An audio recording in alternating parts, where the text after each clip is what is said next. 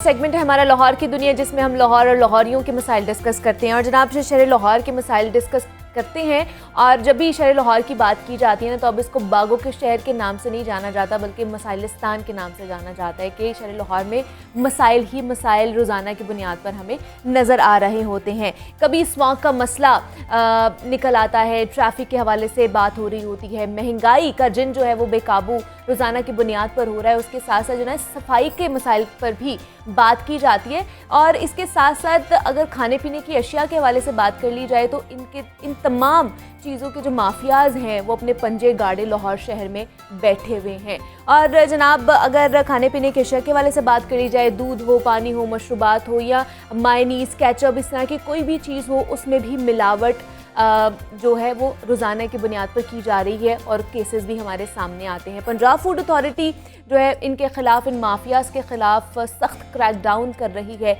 कल भी शादरा में जनाब एक क्रैकडाउन किया गया है, जहाँ पर जाली मशरूबात बनाने वाली जो फैक्ट्री थी उसको पकड़ा गया, उसका प्रोडक्शन यूनिट जो है उसको बंद कर दिया गया है कि जब तक इस्लाह नहीं की जाएगी उसका प्रोडक्शन यूनिट नहीं चलेगा। और कार्रवाई के दौरान 1987 जाली बोतलें और जनाब नाकिस सामान वहाँ पर उनके प्रोडक्शन यूनिट से जब्त किया गया है। एक शख्स के खिलाफ मुकदमा भी करवाया गया है। इस तरह के बेतहाशा जनाब केसेस हमारे सामने आते हैं कि रोज़ाना की बुनियाद पर फूड अथॉरिटी की जानिब से इन जालसाज माफिया के खिलाफ क्रैकडाउन किया जाता है, मुकदमात भी दर्ज किए जाते हैं, सील भी कर दी जाती हैं जगह। लेकिन उसके बावजूद भी ये माफियाज क्यों सरगर्म हैं, क्यों पंजे गाड़ते जा रहे हैं, क्यों हर चीज़ में मिलावट होती हुई हमें नज़र आ रही है, सवाल यहाँ पर ये पैदा होता है। तो आज हम इसी पर बात करेंगे। जनाब मुदस्सिर रियाज मलिक साहब हमारे साथ मौजूद हैं, डीजी पंजाब फूड अथॉरिटी हैं, और उनके साथ इमरान अकबर ने भी हमें ज्वाइन किया है, नुमाइंदा लाहौर न्यूज़ है। सर आपको भी वेलकम कहती हूँ जागो लाहौर में, इमरान आपको भी वेलकम कहती हूँ जागो लाहौर में। सर रोज़ाना की बुनियाद पर हम देखते हैं कि फूड अथॉरिटी की तरफ से कार्रवाइयाँ की जाती हैं और इस तरह के हमारे सामने ख़बरें भी आती हैं कि आज ये प्रोडक्शन यूनिट सील हो गया, आज उसका हो गया। लेकिन क्यों ये जो माफियाज हैं ये सरगर्म हैं और इनकी तादाद जो है कम नहीं होती जा रही, बढ़ती ही जा रही है? देखें, एक तो पहली बात ये है कि पंजाब फूड अथॉरिटी जो एक्ट है ये 2011 में आया था। 2017 के अंदर ये पूरे पंजाब में 16-17 में एक्सटेंड हुआ और एक्सपैंड हुआ। पहले लाहौर में था। जी जी। पंजाब फूड अथॉरिटी के आने के बाद बहुत सी तब्दीलियाँ ऑब्वियसली आई हैं, पॉजिटिव तब्दीलियाँ आई हैं। पहले कोई SOPs नहीं थे, पहले अच्छा। कोई रेगुलेशंस नहीं थी कि स्टैंडर्ड्स क्या होने चाहिए खानों के। अच्छा। कोई पता नहीं था। स्टैंडर्ड्स डेवलप हो गए, उन स्टैंडर्ड्स पे अब परखा जाने लगा, उस पर रजिस्ट्रेशन होने लगी, लाइसेंस दिए जाने लगे। तो प्रैक्टिकली अगर पंजाब फूड अथॉरिटी का रोल अगर आप देखेंगे तो लास्ट 5 ईयर्स में देखेंगे। अच्छा। 5 सालों के अंदर पंजाब फूड अथॉरिटी ने बहुत सा काम किया है और ये कॉन्टिन्यूस एक काम है।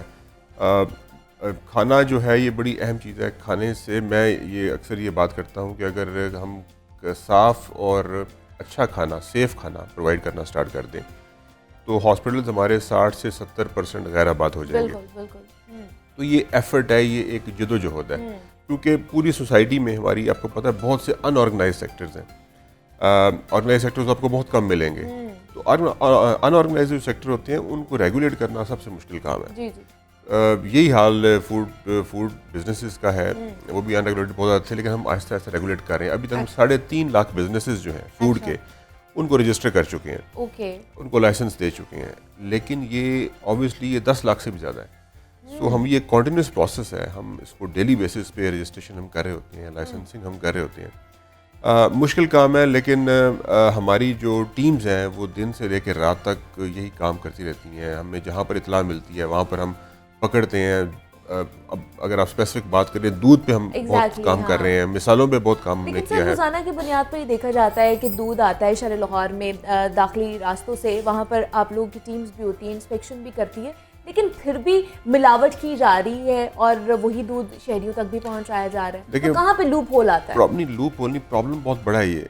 फॉर एग्जांपल लाहौर का अगर आप मिसाल लें तो लाहौर में डेली तकरीबन 40 लाख लीटर दूध आता है। अच्छा। जो कंज्यूम होता है, और ये सारा खुला दूध होता है। ये इसकी कोई ट्रेसेबिलिटी नहीं है, कोई पैकिंग नहीं है, हमें नहीं पता कहाँ से आ रहा है। अच्छा। तो हमारे पास 6 टीम्स मौजूद होती हैं। हम उन 6 टीम्स के ज़रिए शहर के बाहर अपने हमारी टीम्स मौजूद होती हैं, वो उसको टेस्ट भी करती हैं। ओके। लेकिन ये प्रैक्टिकली पॉसिबल नहीं है कि 40 लाख लीटर दूध को टेस्ट किया जा सके या इंश्योर किया, आपको पता ही नहीं कहाँ से आ रहा है एग्जैक्टली। इसका हल फिर अभी जो हम जिस तरफ जा रहे हैं और हमने इसको इम्प्लीमेंट करना है, मिनिमम पास्चराइजेशन रेगुलेशन हमारी हो चुकी हैं, पास हो चुकी हैं। अब हमने इस जो दूध खुला दूध है इसे कन्वर्ट करना है, इसे स्विच ओवर करना है टुवर्ड्स डब्बा पैक या सील पैक दूध में, जिसमें लेबल लगा हो, जिसमें ट्रेसेबल हो। हाँ। हमें पता हो, आप भी अगर घर में दूध इस्तेमाल कर रहे हैं या दुकान पे दूध इस्तेमाल हो, उसको पता हो कि ये दूध आ कहाँ से रहा है, उस पर लेबल लगा हो। उसकी कॉस्ट इतनी ज़्यादा नहीं है, ये कतन में ब्रांड्स को हम प्रमोट नहीं कर रहे, ये बड़ी कम कॉस्ट में ये चीज़ पॉसिबल है। और हमने इन्हीं लोगों से करवाना है जो ये लोग गवाले हैं या दूध का काम करते हैं, यही वो लोग काम करेंगे। मुश्किल काम है, लेकिन हमने ये करना है। इसके बगैर पूरी दुनिया में अब खुला दूध नहीं मिलता एग्जैक्टली। पूरी दुनिया के अंदर पैकेट्स में है या केन्स में है और उस पर लेबल लगा होता है। अगर आप मुझे पता ही नहीं कहाँ से आ रहा है तो मैं कैसे पकड़ूंगा उसको। तो 40 लाख सिर्फ यहाँ का है, पूरे पाकिस्तान में 63 बिलियन लीटर्स एक साल में दूध कंज्यूम होता है। हम दुनिया के उस पहले 4 ममालिक में शामिल है जहाँ मैक्सिमम दूध प्रोड्यूस होता है। गो की हमारी प्रोडक्टिविटी बहुत कम है पर कैटल, वो 5 से 6 लीटर से ऊपर नहीं है, दुनिया में 30 लीटर से ऊपर है। लेकिन फिर भी दूध को प्रोड्यूस हो रहा है तो लोग कंज्यूम बहुत ज़्यादा करते हैं, हम कंज्यूम बहुत ज़्यादा करते हैं दूध पाकिस्तान के अंदर। तो ये मसाइल तो मौजूद हैं, लेकिन हम पॉजिटिव, मैं ये समझता हूँ कि डायरेक्शन हमारी पॉजिटिव है।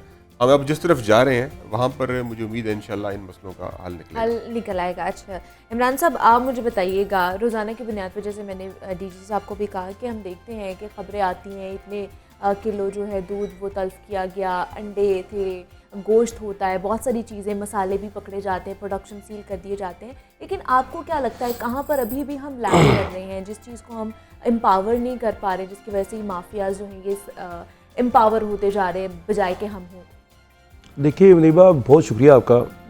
बड़े अहम मसाइल होते हैं आपके सुबह के मॉर्निंग शो में, मगर टाइम बहुत शॉर्ट होता है। ये इतना बड़ा सब्जेक्ट है कि आप इसके ऊपर किताबें लिख लें ख़त्म नहीं होंगी, क्योंकि आपकी खुराक का तल्लुक आपकी हेल्थ के साथ होता है। मुदस्सर साहब इधर बैठे हुए हैं, मैं यहाँ पे कोई ये नहीं कहूँगा कि पकड़ दकड़ कर रहे हैं और उससे आप भी कह रही हैं कि लूप होल कहाँ पे है, फ़र्क नहीं पड़ रहा, फ़र्क हल्का फुल्का ही पड़ता है बस। मगर अगर एक दफ़ा पकड़ हो जाए, यानी कि पकड़ लिया जाए, तो उसके बाद वो चीज़ दोबारा नहीं पकड़ने की ज़रूरत होनी चाहिए। वो तो एक दफ़ा लॉक हो जाना चाहिए।